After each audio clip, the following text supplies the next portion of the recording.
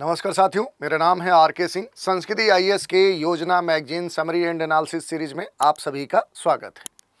जैसा कि आप सभी जानते हैं कि हम अपने इस सीरीज में जो भी महत्वपूर्ण मैगजीन्स हैं और उन मैगजीन्स में प्रकाशित जो महत्वपूर्ण आर्टिकल्स होते हैं उनकी समरी हम देखते हैं, उनका विश्लेषण करते हैं। तो इसी सीरीज़ के क्रम में आज हम जिस मैगजीन की चर्चा करने वाले हैं वो योजना मैगजीन है। और इस मैगजीन में जो प्रकाशित महत्वपूर्ण आर्टिकल्स हैं जो आपके एग्ज़ाम के दृष्टिकोण से महत्वपूर्ण हो सकते हैं उन पर हम चर्चा करने वाले हैं। उन आर्टिकल्स की समरी देखेंगे, उनका विश्लेषण करेंगे कि आखिर उनका निहितार्थ क्या है। तो चलिए स्टार्ट करते हैं। जो योजना मैगजीन है इसमें जो पहला आर्टिकल प्रकाशित हुआ है वो राष्ट्रीय जो सुरक्षा है, जो नेशनल सिक्योरिटी है, उसके संदर्भ में जो आत्मनिर्भरता है, आत्मनिर्भर बनने की जो बात है और भारत के संदर्भ में जो एक इनोवेशन है, जो नवाचार है, उसकी जो स्टार्टिंग हो चुकी है, उसी पर आधारित ये आर्टिकल है। राष्ट्रीय सुरक्षा में आत्मनिर्भर नवाचार का उदय, यही शीर्षक इसका है। इसी शीर्षक के साथ ये जो आर्टिकल है ये प्रकाशित हुआ था। खास तौर पे अगर हम बात करें तो निर्णायक रूप में जो भारत के द्वारा संचालित जो सिंदूर ऑपरेशन है उसको आधार बनाते हुए भारत की में देखें तो खास तौर पे सुरक्षा के संदर्भ में जो एक इनोवेशन है, जो नई टेक्नोलॉजीज़ हैं, जो नए युद्धक हथियार हैं, जो नए एयर डिफेंस सिस्टम है, उनका जो एक पूरा इंटीग्रेशन है और उसमें भारत की जो एक महत्वपूर्ण बढ़त है उसी पर आधारित ये आर्टिकल्स हैं। तो बहुत सारे आंकड़े हैं जो आपके लिए महत्वपूर्ण हो सकते हैं, उन पर हम बात करेंगे। जैसे अगर बात करें बेसिक इसके पृष्ठभूमि की, तो जो भी निर्णायक मोड है, यानी कि ओवरऑल देखें कि जब ये ऑपरेशन संचालित किया गया तो ये भारत के लिए कितना महत्वपूर्ण है। क्योंकि अब देखें तो जो प्रेजेंट में जो सिनेरियो हैं, जैसे पहले देखें तो जो एक आतंकवाद प्रायोजित किया जाता था तो उसका जो स्वरूप होता था वो अलग होता था, लेकिन आज के समय में देखें तो आज असमित जो युद्ध है उसका एक नया जो पैटर्न है, एक नया जो प्रतिरूप है, अब वो धीरे धीरे सामने उभर कर आ रहा है। पहले जहां जो आतंकवादी होते थे वो किसे टारगेट करते थे, तो वो मूल रूप से देखें तो सेना को टारगेट करते थे। खास तौर पे किसी लॉजिस्टिक जो प्लेसेस होते थे उनको टारगेट करते थे। लेकिन अब जो इनके टारगेट्स हैं वो बदल रहे हैं। ये अब सीधे नागरिकों को अपना निशाना बना रहे हैं। जैसे देखेंगे खास तौर पे जो बैसरन घाटी है, पहलगाम वाला जो क्षेत्र है, वहाँ पर अप्रैल 2025 में बड़े स्तर पे जो सीमा पार प्रायोजित जो आतंकवाद है उसकी घटना देखने को मिली। वहाँ पर आतंकवादियों ने निर्दोष 26 नागरिकों की हत्या कर दी, जिसने देखें तो सीमा पर जो हमले हैं, सीमा पर जो स्थिति है, जो एक स्थिरता थी, जो एक टूरिज्म का माहौल था, जो खुशनुमा माहौल था, उसे पूरी तरह से अस्थिर कर दिया। और ये जो रणनीति है, ये सोची समझी जो रणनीति है, वो हमारे पड़ोसी जो मुल्क हैं उसी के द्वारा ये सारा जो प्रपंच है, ये सारी जो घटना है उनको अंजाम दिया जा रहा है। और अब इसके डिटरेंस के स्तर पे, इसके प्रतिक्रिया के स्तर पे देखें तो भारत पूरी तरह से एक्टिव दिखा। भारत की जो रणनीतिक प्रतिक्रिया थी उसके संदर्भ में अगर हम बात करें तो ऑपरेशन जो सिंदूर भारत के द्वारा संचालित किया गया वो क्या था कि जो एलओसी जो क्षेत्र है या जो अंतर्राष्ट्रीय सीमा है हमारे और हमारे पड़ोसी मुल्क के बीच, उस सीमा को पार किए बिना ही भारत ने क्या किया कि अपनी जो क्षमता है, अपनी जो कैपेसिटी है, अपनी जो सामरिक श्रेष्ठता है उसको प्रदर्शित किया। बिना सीमा पार किए ही जवाबी जो कार्रवाई है वो पाकिस्तान के लिए उसने की। और इसमें जो भारत की अपनी आत्मनिर्भरता है, जो खुद पर अपने इनोवेशन पे, अपने इंडिजिनस जो टेक्नोलॉजी है जिसे भारत लगातार विकसित कर रहा है, युद्धक जो अपनी क्षमता है उस पर भारत का खास तौर पे जोर रहा। और ये जो सिंदूर ऑपरेशन चलाया गया ये भारत के लिए काफ़ी महत्वपूर्ण कह सकते हैं कि एक तरह से साबित हुआ, क्योंकि जो इंडिजिनस डिफेंस सिस्टम है, जो स्वदेशी स्तर पे जो भी रक्षा प्रणाली है, और उस दृष्टिकोण से देखें तो ये जो ऑपरेशन हुआ ये भारत के लिए एक मील का पत्थर साबित हुआ। क्योंकि इस पूरे ऑपरेशन में बहुत सारे जो ड्रोन्स हैं, जो कह सकते हैं कि वायु रक्षा जो नेटवर्क है, एयर डिफेंस जो पूरा हमारा सिस्टम था, जो इलेक्ट्रॉनिक जो वार सिस्टम है और उन्नत जो टेक्नोलॉजी है, उन प्रणालियों को एकीकृत करते हुए भारत ने ये सिंदूर ऑपरेशन चलाया था और पूरी तरह से ये जो ऑपरेशन था ये सफल हुआ था। अगर थोड़ा सा इसके महत्वपूर्ण जो आंकड़े हैं उन पर अगर हम बात करते हैं तो वायु रक्षा जो कैपेसिटी है भारत की एयर डिफेंस के संदर्भ में, सुरक्षा के संदर्भ में देखें तो एक पूरा लेयर बन चुका है। भारत के पास पूरा एक जो वायु रक्षा तंत्र है उसकी विभिन्न लेयर्स हैं, और इसी कारण से देखें तो अब जो भारत है, भारत की जो बढ़त है, भारत की जो पहुंच है, वो क्या है कि अपने देश में रहते हुए दूसरे जो पड़ोसी दुश्मन देश हैं वहां तक भारत पहुंच चुका है। हमला और बचाव की बात करें तो 7 से 8 मई वाला जो पूरा समय था 2025 का, पाकिस्तान ने प्रमुख जो भारतीय सैन्य ठिकाने हैं जैसे अवंतीपोरा, जम्मू, श्रीनगर, अमृतसर, चंडीगढ़, फलोदी, ऐसे बहुत सारे जो प्लेसेस थे वहाँ पर क्या किया कि उसने भारत के खिलाफ ड्रोन से, मिसाइल से या इस तरह के जो भी वेपन्स थे उनका इस्तेमाल करते हुए अटैक किया। लेकिन भारत पूरी तरह से इस अटैक का जवाब देने में सफल रहा। जो इंटीग्रेटेड काउंटर यूएस जो ग्रिड है, जो भारत का एयर डिफेंस सिस्टम है, उसने पाकिस्तान के इस कार्रवाई का बखूबी जवाब दिया और उसे पूरी तरह से नेस्तनाबूद कर दिया। वायु रक्षा तंत्र की बात करें तो भारत के पास इस समय इस एयर डिफेंस सिस्टम के तहत रडार, जो पूरा कंट्रोल सेंटर है, जो तोपखाने हैं, हवाई, ज़मीन से कह सकते हैं ज़मीन पर मार करने वाला, हवा से हवा में मार करने वाला, ज़मीन से हवा पर मार करने वाला जो भी मिसाइल टेक्नोलॉजी है, उसका अब भारत पूरी तरह से एक जो सुरक्षा तंत्र है वो विकसित कर चुका है। और इसका पूरा जो उदाहरण है वो ऑपरेशन सिंदूर के तहत देखने को मिला है। वायु जो रक्षा प्रणालियां हैं उनका जो प्रदर्शन है, खास तौर पर देखें तो भारत ने जो अपनी इंडिजिनस जो टेक्नोलॉजी है, स्वदेशी जो तकनीक है, और इसके अलावा जो उसे अलग अलग सहयोगी देशों के द्वारा जो टेक्नोलॉजी कहीं न कहीं आयात या उनके साथ मिलकर जो विकसित की है, उस पर आधारित पूरा जो एक सुरक्षा तंत्र है वो भारत ने विकसित कर लिया है और उसे लगातार इन्हेंस कर रहा है, उसे और एडवांस लेवल पे ले जा रहा है। जैसे अगर देखेंगे तो युद्ध के क्षेत्र में युद्ध सिद्ध जो हथियार हैं, बचोरा है, यूएसए है, इस तरह की जो विभिन्न खतरनाक जो लेटेस्ट टेक्नोलॉजी पर आधारित जो गन्स हैं, स्वदेशी विशेषता पर आधारित देखें जो मिसाइल प्रणाली है, जैसे आकाश मिसाइल प्रणाली है, कम दूरी से सतह हवा पर मार करने वाली मिसाइल है, स्वायत्त समूह मोड में कई लक्ष्यों को एक साथ हिट कर सकती है। इलेक्ट्रॉनिक जो काउंटर हैं, उस काउंटर मेजर्स के तहत देखें तो पूरी तरह से ये क्या है, सुसज्जित है, पूरी तरह से मोबाइल हथियार प्लेटफॉर्म से ये सुसज्जित है, यानी कि एक जगह से दूसरी जगह इसे आसानी से ले जाया जा सकता है।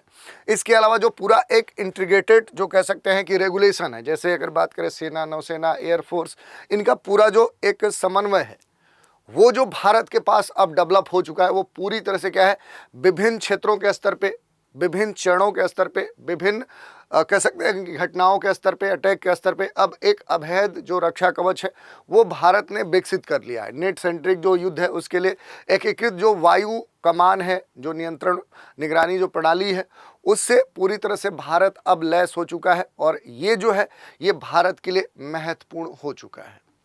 अगर आक्रामक सटीकता की बात करें, सर्जिकल, टारगेटेड, स्वदेशी, इस तरह के जो भी विभिन्न कह सकते हैं कि जो स्तर हैं उसके आधार पर देखें तो जो भी लक्षित हमले हैं, जैसे पाकिस्तान ने हवाई जो ठिकाने हैं उन पर हमला किया, उसका पूरी तरह से देखें तो भारत ने क्या किया कि उस हमले को नेस्तनाबूद कर दिया।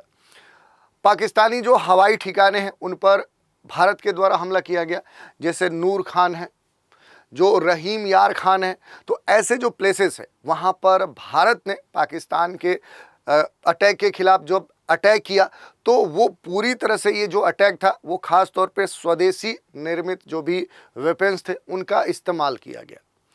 आक्रामक जो उपाय हैं उनकी जो प्रभावशीलता है, जैसे भारतीय जो किसी भी एसेट को पाकिस्तान के अटैक से कोई नुकसान नहीं हुआ और भारत के द्वारा संचालित जो एक बड़े ही कम समय में जो ऑपरेशन संचालित किया गया उसका जो रिजल्ट है वो काफ़ी प्रभावित हुआ और पूरी तरह से देखें तो जो पाकिस्तान है वो बौखला गया। उन्नत जैमिंग जो प्रणाली है, निगरानी जो प्रणाली है, उसका उपयोग करके पाकिस्तान ने चीन मूल की जो वायु रक्षा प्रणाली है उसका इस्तेमाल किया, लेकिन उसको भी भारत की जो उन्नत रक्षा प्रणाली है उसने पूरी तरह से नेस्तनाबूद कर दिया। इसके अलावा अगर आप देखेंगे तो शत्रु की जो तकनीकें हैं उनको पूरी तरह से कह सकते हैं कि बेकार कर दिया है भारत की जो रक्षा तंत्र है। जैसे बहुत सारे जैसे चीन के द्वारा जो PL-15 मिसाइल है, ये क्या की गई थी, ये पाकिस्तान को दी गई थी, जिसका इस्तेमाल पाकिस्तान ने भारत के ऊपर किया। लेकिन भारत का एयर डिफेंस जो सिस्टम है, जो कि देखें तो खास तौर पे रूस के सहयोग से विकसित किया गया है, उसने इस मिसाइल के अटैक को पूरी तरह से विफल कर दिया। तुर्की मूल के जो UAV थे उनको पाकिस्तान को प्राप्त तुर्की ने दिया था और उसका कहीं ना कहीं इस्तेमाल भारत के खिलाफ पाकिस्तान ने किया, उसे भी पूरी तरह से भारत ने क्या किया, नेस्तनाबूद कर दिया। लंबी दूरी के जो भी रॉकेट्स थे या इस तरह के जो भी वाणिज्यिक ड्रोन थे उनका इस्तेमाल किया गया और इसमें भी पूरी तरह से असफल वो दिखा। तो भारत की अपनी जो स्वदेशी प्रणाली पर आधारित जो भी इस तरह के वार वेपन्स हैं, उनका जो विकास है, उनका जो एडवांसमेंट है, इन्हेंसमेंट है, वो पूरी तरह से अब दुनिया को दिखा है। बहुस्तरीय जो रक्षा प्रणाली है और उसमें भी खास तौर पे जो एक इंटीग्रेशन की बात की गई, एयरफोर्स, नेवी और आर्मी तीनों के स्तर पे खास तौर पे एक समन्वित जो कार्रवाई थी वो इस ऑपरेशन में देखने को मिली। भारत को पाकिस्तान की जो प्रतिक्रिया थी, क्योंकि पूरी तरह से पाकिस्तान को लग रहा था कि इस पर भारत अभी तक क्या है कि हमेशा नो फर्स्ट यूज पॉलिसी पर काम करता है, तो ऐसा कुछ भी वो नहीं करेगा। लेकिन भारत ने अपनी जो एक सीमा थी कि हम एक समय तक ही हम बर्दाश्त कर सकते हैं, अगर उसके बावजूद अगर हमारे ऊपर अटैक होता है तो अब पुराना वाला भारत नहीं रह चुका है, वो सीधे क्या करेगा, इसकी जवाबी जो प्रतिक्रिया है वो तुरंत देगा। और ये देखने को मिला, खास तौर पे भारत की जो बढ़त थी पाकिस्तान के ऊपर वो स्पष्ट तौर पे देखने को मिली, क्योंकि रिजल्ट यही हुआ कि 9-10 मई को रसद जो भी लॉजिस्टिक कह सकते प्लेसेस थे, जो हवाई क्षेत्र हैं, उन पर हमला करके पाकिस्तान के जो प्रयास थे उसको भारत ने पूरी तरह से विफल कर दिया। भारत में किसी भी महत्वपूर्ण नागरिक, सैन्य, लॉजिस्टिक प्लेसेस, उसको कहीं भी पाकिस्तान ने डैमेज नहीं कर पाया। इसके पूरी तरह से जो प्रूफ हैं वो भारत ने प्रस्तुत किया। यहाँ तक कि पाकिस्तान के द्वारा चलाए गए चीन के PL-15 जो मिसाइल्स हैं, जो पूरी तरह से विफल कर दिए गए थे भारत के सुरक्षा तंत्र के द्वारा, उसके जो भी साक्ष्य थे वो भी भारत ने जापान और अन्य जो भी देश थे उन तक भेजा, ताकि उसका परीक्षण किया जा सके, ये देखा जा सके कि इस तरह की जो मिसाइल टेक्नोलॉजी है वो पाकिस्तान के पास कहाँ से आई, कौन उसे इस स्तर पे ये इस तरह की टेक्नोलॉजी दे रहा है। तो इस तरह की जो बातें हैं वो खुलकर सामने आई और भारत की अपनी जो सुरक्षा तंत्र है, अपनी जो कह सकते हैं विश्वसनीयता है, वो और बढ़ी है। बहुस्तरीय स्तर पे देखें तो खास तौर पे जो रणनीतिक एक समन्वय है, जो एक तैयारी है, वो भी देखने को मिली। अगर हम बात करेंगे जैसे रक्षात्मक जो विन्यास है उस पर अगर हम थोड़ा सा देखेंगे तो काउंटर और मानव रहित जो भी इस तरह के हवाई प्रणालियां हैं वो खास तौर पे देखें तो एक तरह से पहले से क्या है कि जो भी युद्ध क्षेत्र हैं वहाँ के लिए सबसे बेसिक वेपन्स रहे हैं, या जो भी प्रत्याशित जो जवाबी कार्रवाई होती है, क्योंकि भारत को पाकिस्तान की प्रतिक्रिया की जो उम्मीद है वो पूरी तरह से नहीं थी। लेकिन यहाँ पर देखें तो सीमा पार किए हुए क्या है कि भारत ने क्या किया कि पाकिस्तान के ऊपर अटैक कर दिया और उसका जो भी कह सकते हैं कि बहुस्तरीय जो रक्षा प्रणाली थी उसे पूरी तरह से भारत ने डैमेज कर दिया। रक्षात्मक अगर विन्यास की बात करें तो काउंटर, मानव रहित जो हवाई प्रणालियां हैं, कंधे से दागे जाने वाले जो हथियार हैं, आधुनिक वायु जो रक्षा प्रणाली है, उसका जो पूरा एक इंटीग्रेटेड जो प्रदर्शन है वो भारत के तरफ से यहाँ पर देखने को मिला। और रिजल्ट यही हुआ कि पाकिस्तान के विभिन्न जो महत्वपूर्ण आतंकवादी जो गतिविधियाँ, ट्रेनिंग सेंटर, जो इस तरह के खतरनाक प्रतिष्ठान थे, उसको टारगेट करके भारत ने समाप्त कर दिया। लेकिन पाकिस्तान भारत के किसी भी प्लेसेस को थोड़ा भी नुकसान नहीं कर पाया। सरकार की भूमिका की बात करें तो इस पूरे घटनाक्रम में, इस पूरे ऑपरेशन में विभिन्न जो प्रणालियां हैं उनको रक्षा के संदर्भ में जो एक इंडिजिनस जो टेक्नोलॉजी है उस स्तर पे विभिन्न एक लंबे दशक से निरंतर उन क्षेत्रों में सरकार ने क्या किया है कि अपने निवेश को बढ़ाया है। जैसे जो भी रक्षा तंत्र है उस पर एलोकेटेड जो फंड है वो लगातार भारत सरकार बढ़ा रही है और इसके जो परिणाम है वो भी देखने को मिले हैं। अब राष्ट्रीय सुरक्षा में खास तौर पे देखें तो कुछ महत्वपूर्ण जो भूमिकाएं हैं, विभिन्न जो इंस्टीट्यूशन हैं, जो संस्थाएं हैं, जैसे राष्ट्रीय सुरक्षा में जो इसरो है, जो भारत की स्पेस एजेंसी है, अंतरिक्ष जो एजेंसी है, उसकी जो भूमिका है अब वो महत्वपूर्ण होते जा रहे हैं। जैसे देखें तो राष्ट्रीय सुरक्षा के क्षेत्रों में 24 आवर्स क्या है कि जो एक निगरानी है उसके लिए अब इसरो क्या कर रहा है कि अब आने वाले समय में 10 सैटेलाइट्स का पूरा जो अपना एक सिस्टम है, जैसे आप जीपीएस देखते हैं यूएस का है, अब भारत खुद इस तरह की अपना जो निगरानी तंत्र है वो विकसित कर रहा है और पूरी तरह से भू-स्थानिक जो निगरानी है उस पर ये आधारित होगा। 7,000 किलोमीटर तटीय क्षेत्र और संपूर्ण जो उत्तरी क्षेत्र है उसको ये पूरा जो कह सकते हैं कि उपग्रह जो तंत्र है वो कवर करेगा। उपग्रह, ड्रोन और राष्ट्रीय रक्षा के लिए देखें तो निगरानी के लिए इस तरह के अपनी जो एक निगरानी जो सुरक्षा तंत्र है उसकी ज़रूरत भारत के लिए महत्वपूर्ण हो चुकी है। और भारत की बात करें तो ड्रोन के संदर्भ में स्वदेशी ड्रोन विकसित करने, इसकी जो टेक्नोलॉजी है, इस तरह के ड्रोन्स के उत्पादन की बात करें तो वो अब भारत में काफ़ी तेज़ी से विकसित हो रहा है। और इसीलिए कहा जा रहा है कि भारत आने वाले समय में क्या हो सकता है कि ड्रोन जो उद्योग है उसका एक हब भी बन सकता है। जैसे आप देखिए ड्रोन जो फेडरेशन ऑफ जो इंडिया है, 550 से अधिक जो ड्रोन फर्म है और लगभग 5,500 जो पायलट्स हैं उनको कहीं ना कहीं एक उनका प्रतिनिधित्व करता रहा है। ये भी टारगेट है कि आने वाले 5-6 वर्षों में लगभग 2030 तक जो भारत है उसको वैश्विक जो ड्रोन हब है वो बना दिया जाएगा। और बाजार का जो आकार है, जैसे भारतीय ड्रोन जो बाजार है उसके विभिन्न वर्षों में या 2030 तक देखें तो ये कहा गया कि इसका जो ड्रोन का मार्केट है ये क्या है कि काफ़ी आगे बढ़ चुका होगा। एक अनुमान है कि 10 से ये क्या है 11-12 बिलियन डॉलर तक ये पहुंच चुका होगा। जो ओवरऑल ग्लोबल जो मार्केट है उसका एक बड़ा जो हिस्सा है उस रूप में ये मौजूद है। और इसके लिए सरकार के स्तर पे बहुत सारे जो सपोर्ट हैं वो भी किए जा रहे हैं। जैसे ड्रोन से जुड़े हुए जो भी कंपोनेंट्स हैं उनके लिए विभिन्न जो योजनाएं हैं, जैसे पीएलआई जो योजना है वो शुरू की गई है। और ये कहा गया है कि 2023-24 के बाद इस ड्रोन उद्योग के लिए भारत की तरफ से एक बड़ा जो फंड है, लगभग 120 करोड़ का जो बजट है वो आवंटन किया जाएगा। और भविष्य में खास तौर पे एआई संचालित, क्योंकि अब ज़माना क्या है लेटेस्ट टेक्नोलॉजी का है, तो अब एआई संचालित जो ड्रोन्स हैं उन पर भारत खास तौर पे फोकस कर रहा है। ड्रोन युद्ध में देखें तो एआई आधारित जो भी निर्णय है वो लेने को लेकर इसका जो एकीकरण है वो सबसे महत्वपूर्ण हो गया है। तो अब आने वाले समय में जो भी ड्रोन्स होंगे वो एआई आधारित होंगे, क्योंकि वो प्रेजेंट में क्या है कि बिना गाइडेंस के स्वतः परिस्थितियों के अनुसार वो क्या करेंगे, ड्रोन्स अपने डिसीजन ले चुके होंगे। तो इस तरह की जो अब आने वाले समय जो वारहेड है वो बनाए जाएंगे खासतौर पर ड्रोन के संदर्भ में।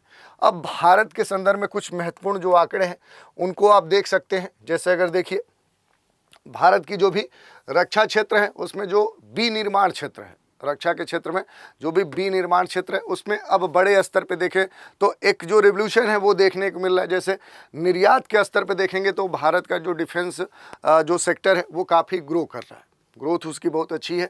वित्तीय वर्ष 2024-25 में जो रक्षा निर्यात है वो देखिए 24,000 करोड़ तक पहुंच गया। तो पहली बात तो ये होती है कि भारत क्या है कि अपना जो खुद का डिफेंस सिस्टम है उसे मजबूत कर चुका है और ख़ास तौर पे स्वदेशी स्तर पे जो विभिन्न टेक्नोलॉजी हैं उनको डेवलप कर चुका है। तो अपनी ज़रूरतें तो भारत पूरा कर ही रहा है, बल्कि अपनी ज़रूरतों के साथ ही वो क्या कर रहा है कि इन उत्पादों का निर्यात भी कर रहा है, जिसे भारी मात्रा में देखिए 24,000 करोड़ क्या कर रहा है, ये विदेशी आय प्राप्त कर रहा है। और अब भारत ने ये लक्ष्य रखा है कि 4-5 वर्षों में 2029 तक क्या है कि इस लक्ष्य को 50,000 करोड़ जो खासतौर पे जो भी रक्षा जो निर्यात है उसे बढ़ाएगा। 2023-24 में 1.27 लाख करोड़ का जो स्वदेशी उत्पादन है वो किया गया है। तो ये जो आंकड़े हैं वो भारत के लिए महत्वपूर्ण हो जाते हैं।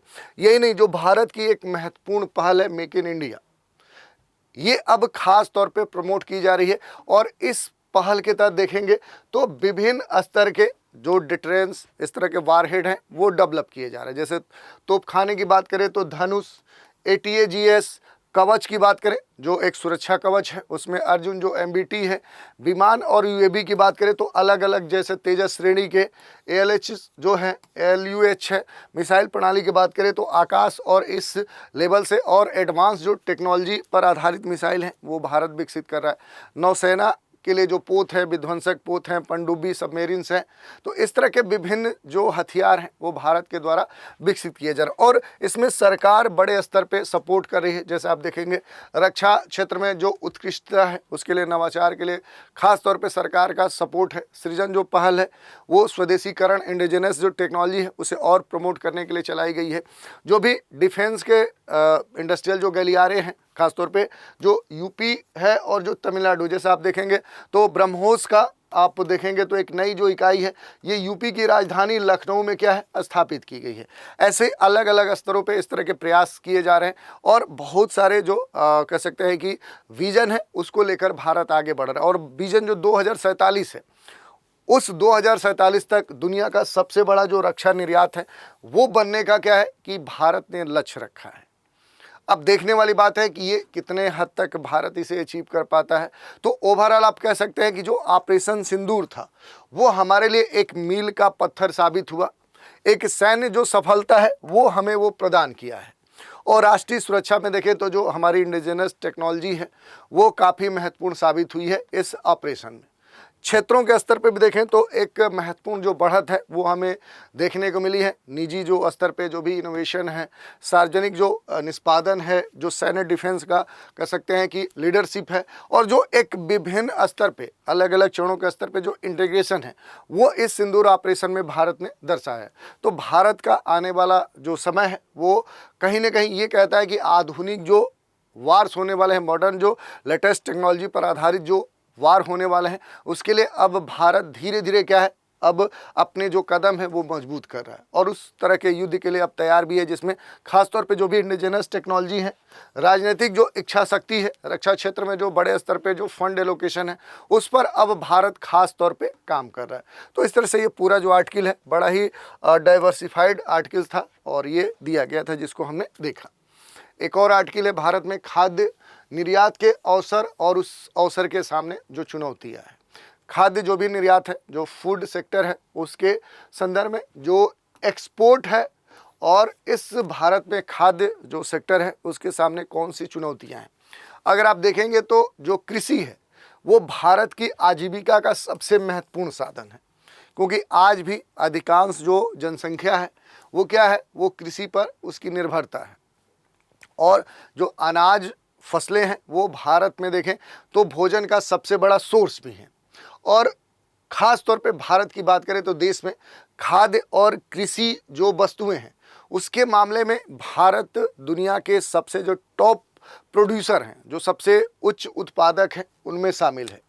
भारत में ख़ास तौर पे देखेंगे तो ये कहा जाता है कि दो जो मौसम है, जैसे खरीफ और रबी, खरीफ और रबी दोनों में क्या होता है कि बड़े स्तर पे आप देखेंगे कि कई सारी जो फसलें हैं जिनका उत्पादन किया जाता है और इन फसलों का भारत की जनता के लिए, आम नागरिक के लिए काफ़ी महत्व होता है। और इसी कारण से इन फसलों का भारत क्या करता है कि बड़े स्तर पे इन खाद्य उत्पादों का अपनी ज़रूरतों को पूरा करते हुए ये बड़े स्तर पे निर्यात करता है। और जब इन खाद्य जो वस्तुएं हैं इनका भारत निर्यात करता है तो इस निर्यात से भारत को कई सारे जो लाभ है वो होते हैं, जैसे विदेशी जो आय है, विदेशी जो मुद्रा है वो प्राप्त होती है। व्यापार जो घाटा है, जो ट्रेड डेफिसिट है, उसको कम करने में भारत को मदद मिलती है। और जो हमारा बैलेंस, आप जो कह सकते हैं कि जो बैलेंस है एक तरह से, खास तौर पे पूरा जो भुगतान संतुलन है वो क्या होता है, वो बैलेंस होता है, वो मजबूत होता है। और यही नहीं, एम्प्लॉयमेंट के स्तर पे भी क्या है, बहुत सारे जो रोज़गार हैं वो भी सृजित होते हैं। ग्रामीण स्तर पे देखें, क्योंकि खास तौर पे जो कृषि है ये ग्रामीण क्षेत्रों में होती है, तो वहाँ पर ग्रामीण जो रूरल सेक्टर हैं उनके विकास को बढ़ावा मिलता है। जो फार्मर्स हैं अपने देश की, उनके आय बढ़ने के मामले देखने को मिलते हैं। गरीबी पर कंट्रोल किया जा सकता है और जो एक इंक्लूसिव डेवलपमेंट की जो हमारी अवधारणा है, जो समावेशी विकास को बढ़ावा देने की जो हमारी धारणा है, उसको भी बल मिलता है। तो इस तरह की बहुत सारी बातें हैं जिनको हम देख सकते हैं।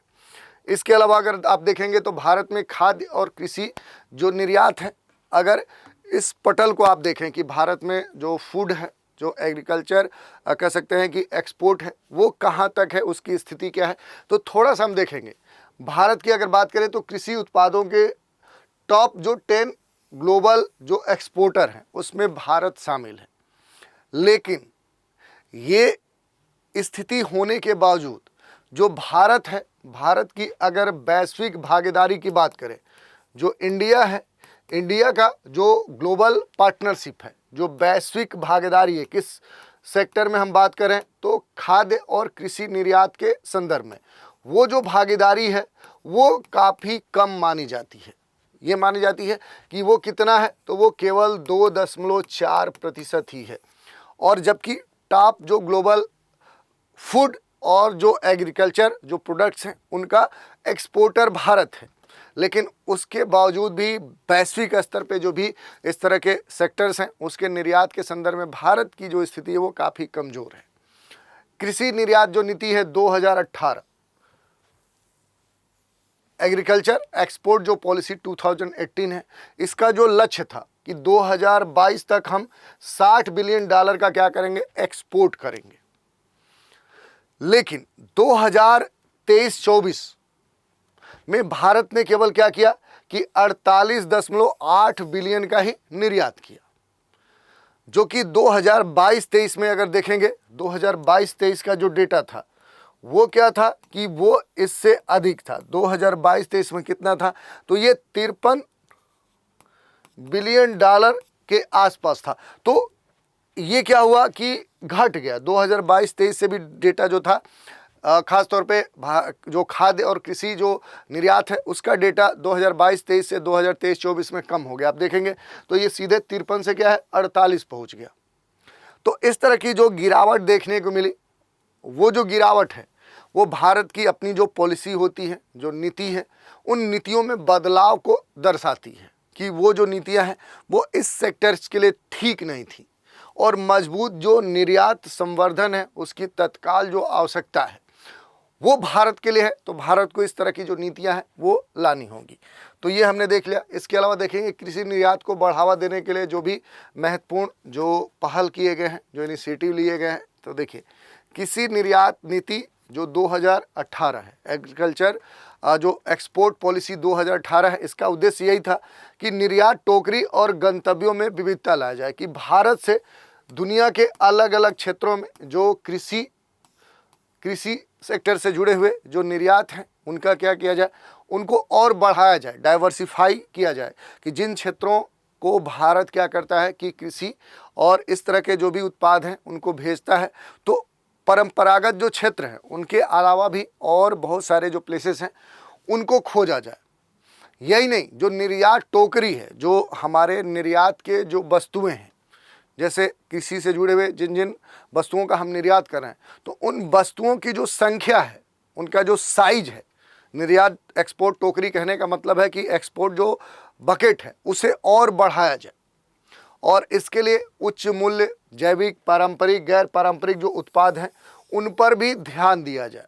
कहने का मतलब क्या है कि यही नहीं, कम मूल्य वाले ही जो वस्तुएं हैं उनको निर्यात न किया जाए, यहाँ तक कि जो उच्च वैल्यू वाली जो वस्तुएं हैं उन पर फोकस किया जाए, जो जैविक वस्तुएं हैं, जो जैविक पदार्थ हैं उन पर फोकस किया जाए, पारंपरिक के अलावा गैर पारंपरिक जो उत्पाद हैं उन पर भी फोकस किया जाए।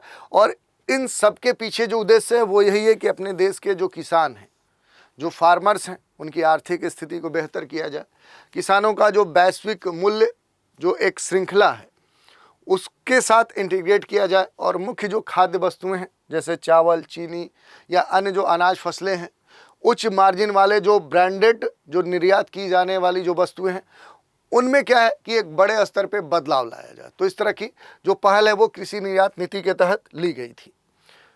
सहायक कुछ महत्वपूर्ण योजनाएं हैं, जैसे वित्तीय सहायता जो योजना है, बुनियादी ढांचे, गुणवत्ता में सुधार, बाजार विकास के लिए निधि, निर्यात के लिए व्यापार जो बुनियादी ढांचा है, इस तरह की जो योजना है वो चलाई गई हैं। बाजार तक पहुंच के लिए जो पहल है कि बाजार के संदर्भ में जो भी अन्वेषण है, जो संवर्धन गतिविधियां हैं उनको और सपोर्ट किया जाए।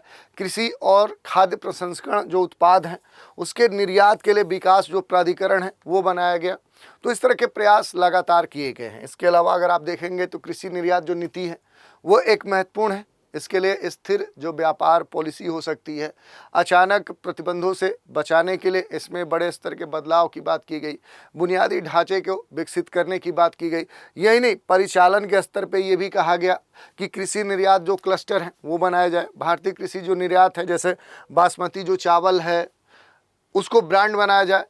जो प्राइस एडिशन करने की बात है, वैल्यू एडिशन की बात है, जो फूड प्रोसेसिंग है उस पर खास तौर पे ध्यान दिया जाए। निजी जो निवेश है, प्राइवेट स्तर पे जो भी इन्वेस्टमेंट है उसे सपोर्ट दिया जाए, प्रोत्साहित किया जाए। और वैश्विक जो एक रेगुलेशन है उसके लिए अंतर्राष्ट्रीय जो प्रमाणन है उसको बढ़ावा दिया जाए। और ख़ास तौर पे जो गुणवत्ता है पदार्थों की, वस्तुओं की, विभिन्न इस तरह के उत्पादों की, उस पर ध्यान दिया जाए। लागत जो आती है, जो कह सकते हैं फैक्टर कॉस्ट है, उसे कम किया जाए। और रिसर्च के स्तर पे, डेवलपमेंट के स्तर पे सपोर्ट करने की ज़रूरत है, वो इस कृषि निर्यात नीति में खास तौर पे ध्यान दिया गया। और इसके अलावा देखेंगे तो बुनियादी ढांचे के संदर्भ में विभिन्न प्रयास किए गए। जैसे आप देख सकते हैं कि कोल्ड चेन है, लॉजिस्टिक्स है, कटाई के बाद जो प्रबंधन है, क्योंकि सही भंडारण, सही पहुंच, सही ट्रांसपोर्टेशन नहीं होने के कारण कटाई के बाद जो फसलें हैं, जो उत्पाद हैं, वो नष्ट हो जाते हैं। कृषि निर्यात को निर्यात रणनीति के साथ एक तरह से संरेखित करने का प्रयास किया गया। तो इस तरह के जो प्रयास हैं वो बड़े स्तर पे देखने को मिले हैं। इसके अलावा अगर आप देखेंगे तो भारत के खाद्य निर्यात क्षेत्र के सामने कुछ महत्वपूर्ण जो चुनौतियां हैं, उन चुनौतियों में से कुछ जो सबसे महत्वपूर्ण है उन पर हम बात करते हैं। जैसे सबसे पहला है अप्रत्याशित जो निर्यात नीति है, क्योंकि बार बार क्या है कि जो प्रोहिबिशन की बात की जाती है, प्रतिबंध की बात की जाती है, एक तरह से बैरियर्स की बात की जाती है। जैसे खास तौर पे देखेंगे तो जो मुख्य जो कृषि उत्पाद हैं, जिसमें आप देखेंगे चावल सबसे, राइस सबसे महत्वपूर्ण है, चीनी है, आप देखेंगे गेहूं है। तो इनके संदर्भ में जो एक बैरियर्स है कि हम अपनी ज़रूरतों के ध्यान में रखते हुए इसके लिए बार बार प्रतिबंध लगाए जाते हैं। तो इस तरह के जो प्रतिबंध है वो भारत में खाद्य निर्यात के सामने महत्वपूर्ण चुनौती प्रस्तुत करते हैं। तो भारत को एक खास रणनीति के तहत इस तरह के जो भी महत्वपूर्ण कृषि उत्पाद हैं उनके उत्पादन, उनके वितरण, उनके उपयोग, उनकी पहुंच, उनके स्टोरेज और उनके निर्यात पर खास तौर पे ध्यान देने की ज़रूरत है। अगर हम एक्सपोर्ट संकेंद्रण की बात करें तो स्टेपल पर अत्यधिक जो निर्भरता है वो हमें कम करना होगा। निर्यात जो संकेंद्रण है वो क्या है, उसे और हमें बढ़ाना होगा कि अपने जो क्षेत्र हैं जहां से हम निर्यात करते हैं उस निर्यात सेंटर्स को हमें बढ़ाना है। और अपर्याप्त जो बुनियादी ढांचा है तो अपने इंफ्रास्ट्रक्चर पे खास तौर पे ध्यान देना होगा, क्योंकि जब अनाज, फसलें, जो कृषि उत्पाद हैं, जब वो तैयार होते हैं तो फिर क्या है कि वो अपने लॉजिस्टिक जो प्लेस है जहाँ से उन्हें भेजा जाना है, जहाँ उन्हें स्टोर किया जाना है, तो एक तो परिवहन के स्तर पे क्या है कि कमी देखने को मिलती है। जो ट्रांसपोर्टेशन है वो सही मूल्य पर, सही समय पर और सही जगह पे नहीं प्राप्त हो पाता है। दूसरी तरफ से जो पूरा एक स्टोरिंग की बात की जाती है, जो एक कोल्ड चेन है कि आखिर जो भी उत्पाद है उसको कैसे सुरक्षित रखा जाए, इस तरह के कोल्ड स्टोर या इस तरह के जो भी चेन है वो उपलब्ध नहीं हो पाते हैं। तो एक तरह से देखेंगे तो कोल्ड चेन, इसकी जो पूरी श्रृंखला है, परिवहन है, कटाई के बाद जो नुकसान है, इस तरह की जो घटनाएं हैं उन पर हमें ध्यान देने की ज़रूरत है। वैश्विक मानकों को खास तौर पे हमें ध्यान देना होगा। जैसे कुछ समय पहले ही आपने देखा होगा कि भारत से भारी मात्रा में जो मैंगो हैं वो यूएस से भेजे गए थे, लेकिन कुछ मानकों को पूरा नहीं करने का वहाँ से उनको वहीं से वापस कर दिया गया और वो पूरा जो निर्यात था भारत का वो नुकसान हो गया। तो इस तरह से खास तौर पे ये ध्यान देने वाली बात है कि जो वैश्विक मानक हैं उनको पूरा किया जाए। स्वच्छता, कीट सुरक्षा जो मानदंड है, इनसे जुड़ी जो समस्या है उनका समाधान किया जाए। और ग्लोबल स्तर पे, वैश्विक स्तर पे, विश्व के स्तर पे जो एक कंपटीशन है, भारत की जो तुलना है वो बड़े जो कृषि उत्पादक जो देश हैं जैसे ब्राज़ील है, चीन है, वियतनाम है, थाईलैंड है, तो इनके साथ खास तौर पे एक कंपैरिजन, एक तुलना जो की जाती है। जैसे चीनी के संदर्भ में आप देखेंगे तो भारत की जो तुलना है वो चीनी के संदर्भ में ब्राज़ील से की जाती है। तो भारत को कंपटीशन करना है किसे, ब्राज़ील से। अगर चावल की बात करेंगे तो जो चावल है वो वियतनाम में काफ़ी होता है, तो वियतनाम से क्या करना है, भारत को कंपटीशन लेना है। अगर फूड प्रोसेसिंग की बात करें, जो प्रसंस्कृत जो खाद्य पदार्थ हैं उसमें अगर आप देखेंगे तो थाईलैंड बेहतर है, तो थाईलैंड से क्या करना है कि भारत को एक तरह से कंपटीशन करना है। तो बेहतर जो मूल्य है उसके स्तर पे जो बुनियादी ढांचा है वो विकसित करना होगा, तभी भारत इनसे कम्पीट कर सकता है। इसके अलावा अगर आप देखेंगे तो कुछ महत्वपूर्ण है, जैसे वर्ष 2025 और उसके बाद के लिए जो भी अवसर हैं, ओकेजन्स हैं, जो स्ट्रेटजी है, तो उत्पाद और जो भी बाजार है उसमें जो विविधीकरण की बात की जा रही है, डाइवर्सिफिकेशन की बात की जा रही है कि जो हाई प्राइस वाले और विशिष्ट जो उत्पाद हैं उन पर अब भारत को फोकस करना है। ग्लोबल लेवल पे जो भी रसायन मुक्त जो जैविक खाद्य पदार्थ हैं, क्योंकि उनकी मांग अब धीरे धीरे बढ़ रही है, क्योंकि सभी जो देश हैं वहाँ के जो नागरिक हैं अब वो कहीं ना कहीं बीमारियों के प्रति, अनाज फसलों में जो विभिन्न रसायन की पहुँच है या इस तरह के जो भी प्रतिरोधक क्षमता उत्पन्न हो रही है, तो उसके खिलाफ अब एक आवाज़ उठ रही है और इस कारण से जैविक जो खाद्य पदार्थ है उनकी डिमांड बढ़ चुकी है। तो ऐसे जो उत्पाद हैं उन पर भारत को फोकस करना होगा। जो मूल्य वर्धित जो उत्पाद हैं उनके निर्यात पर फोकस करना होगा। आरटीएस, भोजन, मसाले, दाल और तिलहन जैसे विभिन्न जो उत्पाद हैं उनके ऊपर भारत को अब क्या करना होगा, फोकस करना होगा। और इसके लिए बाजार जो भी मार्केट है उससे जुड़ी हुई जो भी रणनीति है, जैसे अगर देखें मध्य पूर्व और जो अफ्रीका वाले क्षेत्र हैं जहाँ काफ़ी जनसंख्या है और इस कारण से वहाँ पर जो खाद्य पदार्थ हैं, खासतौर पे जो मुख्य खाद्य पदार्थ हैं, चावल, चीनी, गेहूं, इस तरह के जो भी पदार्थ हैं उनकी मांग बढ़ रही है। तो ये जो क्षेत्र हैं भारत के लिए एक बड़ा मार्केट हो सकते हैं, तो इनको फोकस किया जाना चाहिए। यूरोपीय संघ जैविक और विशेष उत्पादों की जो मांग है यहाँ पर हाई लेवल की है, तो इन सेक्टर्स को भारत टारगेट कर सकता है। जो ईस्टर्न एशिया वाला जो समुद्री मसाले और खाद्य पदार्थ की मांग वाले जो क्षेत्र हैं, उन एशिया के पूर्वी हिस्से वाले जो क्षेत्र हैं उनको अपने बाजार के स्तर पे भारत ले सकता है। और तकनीकी जो उन्नति है वो भारत को करना होगा, खास तौर पे जो ब्लॉकचेन जैसी जो स्थिति है, यानी कि जो भी ट्रेसेबिलिटी है और उसके साथ जो खाद्य सुरक्षा है, इस पर भारत को खास तौर पे ध्यान देना होगा कि जो ट्रेसेबिलिटी है, जो खाद्य सुरक्षा है, उसको कैसे भारत क्या कर सकता है, वो सुनिश्चित कर सकता है।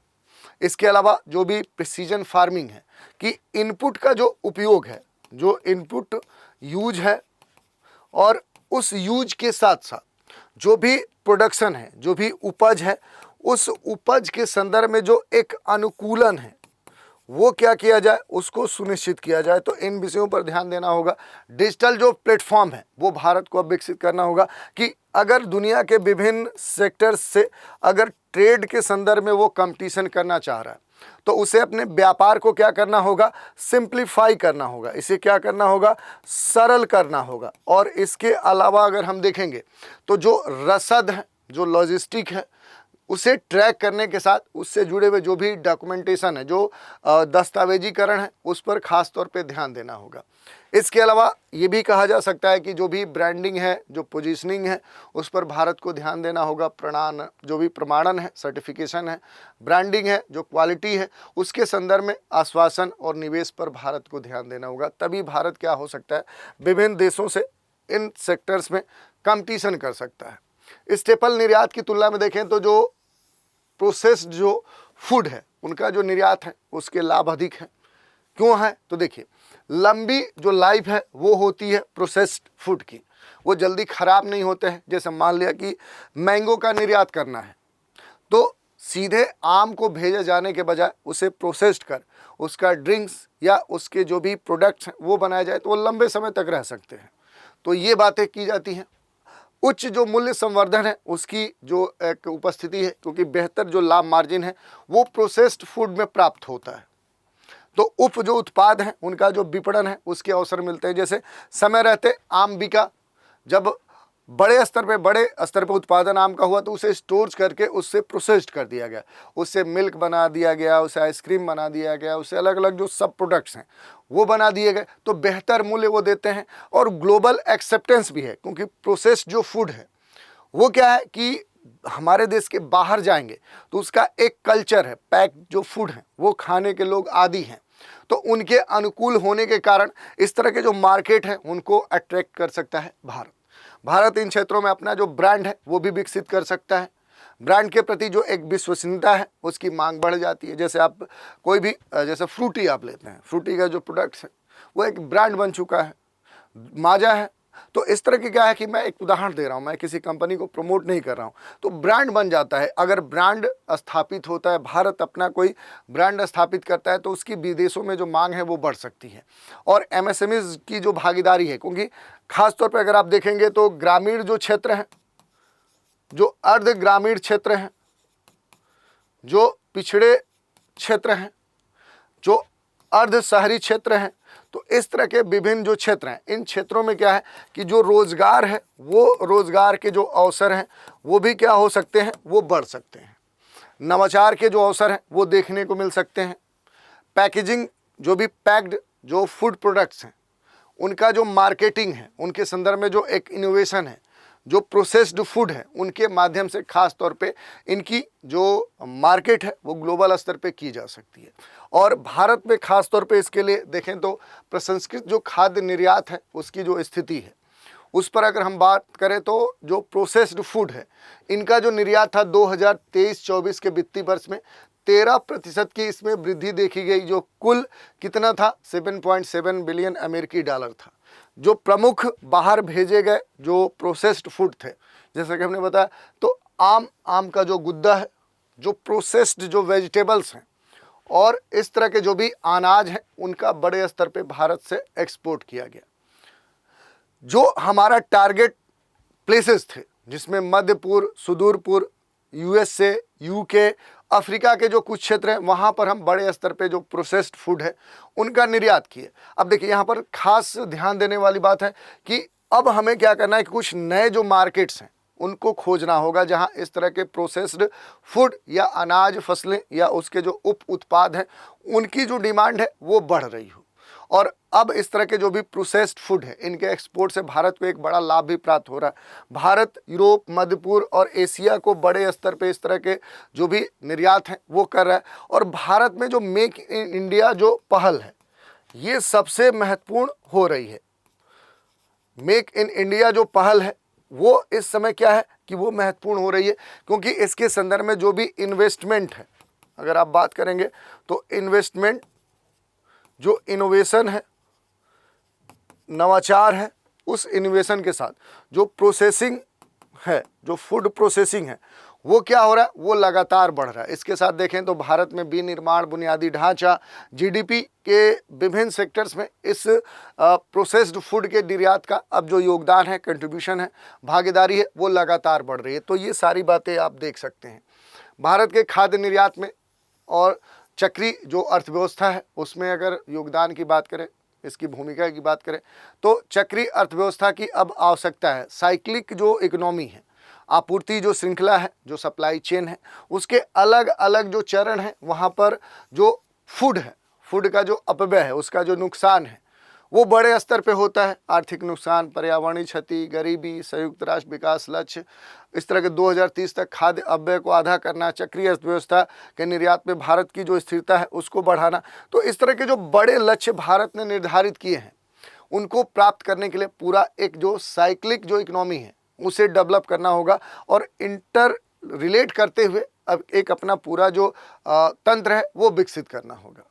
इसके अलावा देखें तो खाद्य निर्यात में जो चक्री अर्थव्यवस्था है उस अर्थव्यवस्था की कुछ महत्वपूर्ण रणनीतियां हो सकती हैं जिनको लागू करके एक बड़ा जो रेवोल्यूशन है वो किया जा सकता है इस सेक्टर में। जैसे देखिए, जो कंटिन्यूअस प्रोडक्शन है, जो सतत उत्पादन है, खासतौर पे जैविक, पुनर्योजी कृषि वैश्विक रुझान, उसके साथ कहीं ना कहीं को लीनियर करके संरेखित करते, उन ज़रूरतों को ध्यान में रखते हुए हम अपना जो उत्पादन है वो लगातार अलग अलग स्तरों पे बना सकते हैं।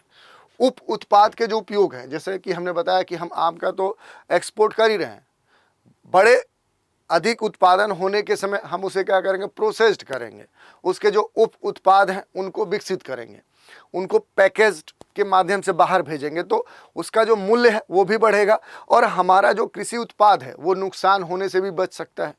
क्लोज जो लूप सिस्टम है वो विकसित करने की बात कही जा रही है।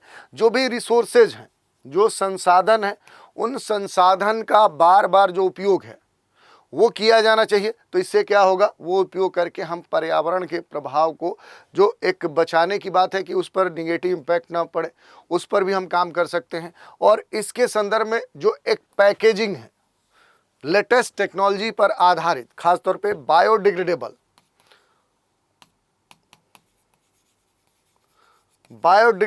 जो बात कही जा रही है, और कंपोस्टेबल जो पैकेजिंग है, प्लास्टिक जो अपशिष्ट है उसको न के बराबर यूज करते हुए अगर हम पैकेजिंग करते हैं तो अंतर्राष्ट्रीय मानकों पर हम क्या हो सकते हैं, वो खरे उतर सकते हैं। इसके अलावा जो सबसे बड़ी बात है कि जो सप्लाई चेन है उसे भी हम डेवलप कर सकते हैं। जो भी आपूर्ति श्रृंखला है उसे हम स्किल्ड बना सकते हैं। क्या बना सकते हैं, हम स्किल्ड बना सकते हैं, कुशल बना सकते हैं। जो भी फूड है, फूड को जो नुकसान होता है, जो फूड का लॉस होता है, उस लॉस को हम कम कर सकते हैं। और इसके लिए हमें क्या करना होगा, अपने ट्रांसपोर्टेशन जो हमारा क्या है, जो परिवहन लागत जो सिस्टम है, जो तंत्र है, उसे हमें क्या करना होगा, पहले से और बेहतर बनाना होगा। जो किसान है, किसानों तक इस ट्रांसपोर्टेशन को पहुंचाना होगा सस्ते दरों पे, सुलभ स्तर पे, आसान तरीके से।